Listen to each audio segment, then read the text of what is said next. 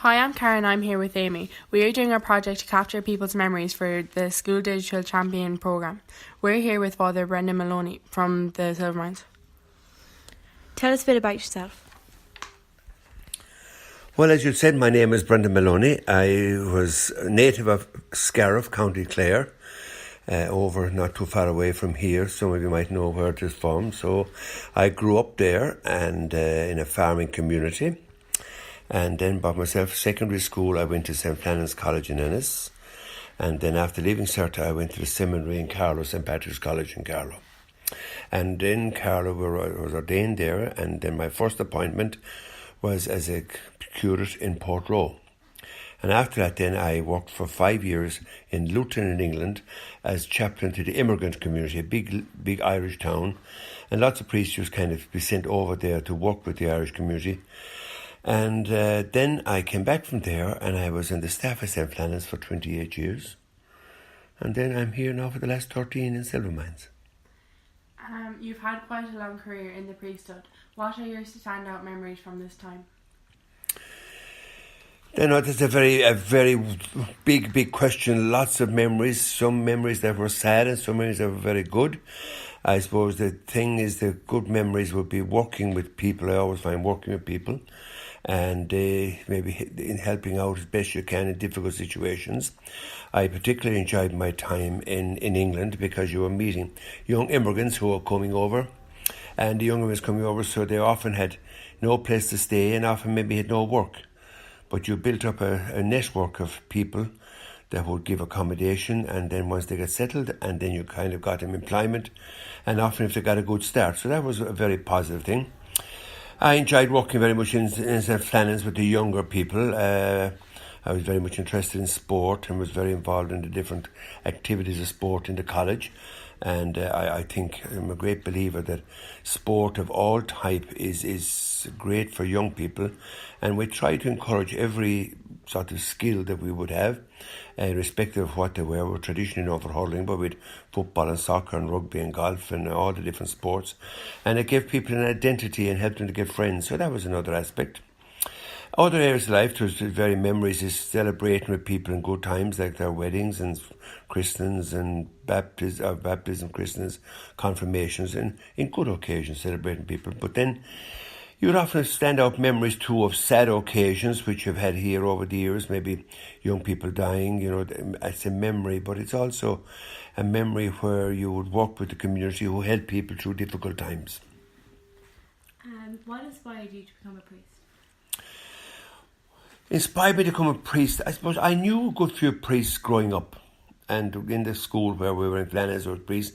I was friendly with priests in my own parish community. I also knew young men age a little bit older than me who went on for the priesthood. And, you know, like everything else, you say, well, maybe you'd give it a try. But that's what most people do. When you set out to go to seminary, you say, well, you know, I'll give it a try and see if the type of career would suit you. And you kind of grow into the job and you feel, yes, I think I'll give it. And you make any career, you finally have to make a decision. And you make a decision and you sort of feel, yeah, I'll give that, or I think I will be able to do it.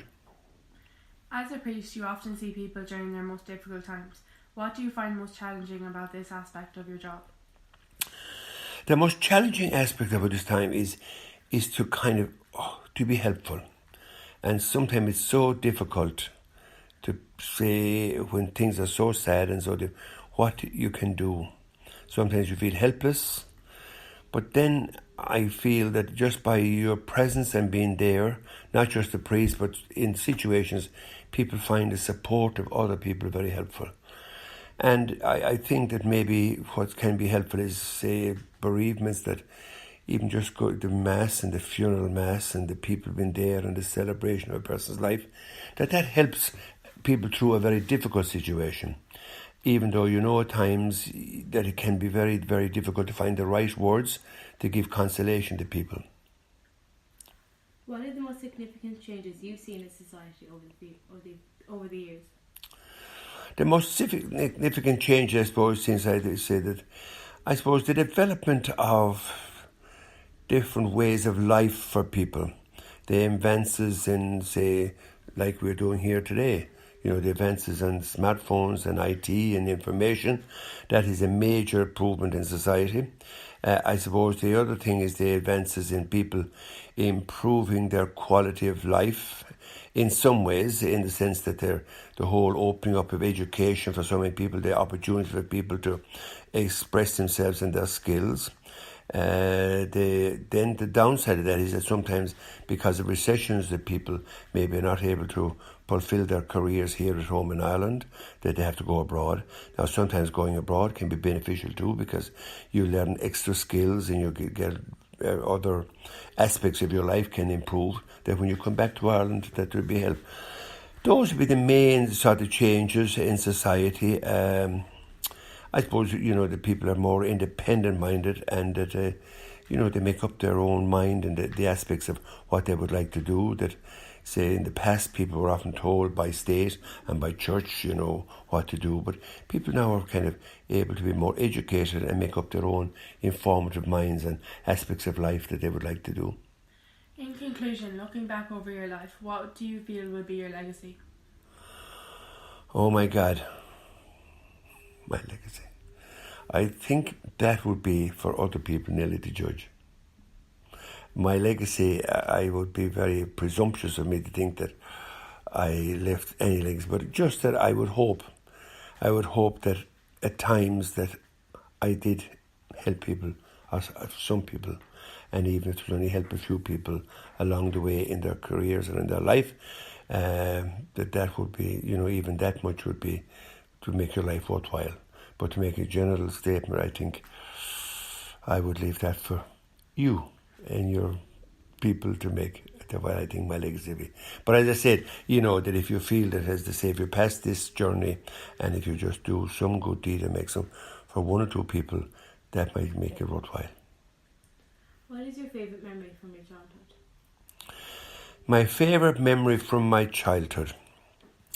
I have to go back there. It's a long, long time ago now. This is my childhood.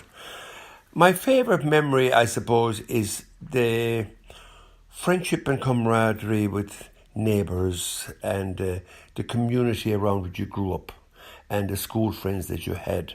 You know, we didn't have all the facilities that you had, or the different ways, but still we enjoyed the camaraderie at school.